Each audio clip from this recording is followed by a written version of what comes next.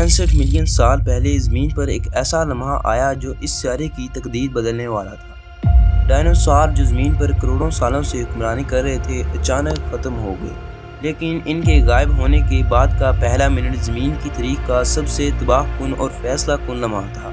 ٹکراؤ کے پہلے سیکنڈ میں 100 ملین میگا ٹن انرجی کا دھماکہ ہوا۔ یہ وہ توانائی تھی جو 10 ارب ہیروشیما بم کے برابر تھی۔ اس کا اثر ایسا تھا کہ ٹکراؤ کی جگہ پر درجہ حرارت 10,000 ڈگری سیلسیس تک پہنچ گیا۔ اس شدید درجہ حرارت نے سیکنڈوں میں ہی زمین کے ایک بڑے حصے کو جلا کر خاکستر کر دیا۔ ٹکراؤ کے فوراً بعد زمین کے 1500 کلومیٹر کے دائرے میں آگ کا طوفان پھیل چکا تھا۔ درخت، جنگلات اور ہر جاندار شعلوں کی نظر ہو چکا تھا۔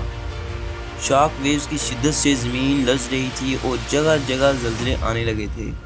ٹکراؤ کی شدت نے سمندر کو بھی نہیں چھوڑا۔ ایک سونامی نے جنم لیا جس کی لہریں 500 کلومیٹر فی گھنٹہ کی رفتار سے ساحلوں کی طرف بڑھ رہی تھی، اور جو کچھ ان کی راہ میں آیا اسے نیست و نابود کر دیا۔ صرف چند لمحوں میں آسمان پر اندھیرا چھا گیا۔ ملبے اور راکھ نے سورج کی روشنی کو پوری طرح سے روک دیا اور دن رات میں تبدیل ہو گیا۔ ایٹماسفیئر میں اڑنے والے سلفر، راکھ اور کاربن ڈائی آکسائیڈ نے زمین کی موسمی حالات کو ہمیشہ کے لیے بدل کر رکھ دیا۔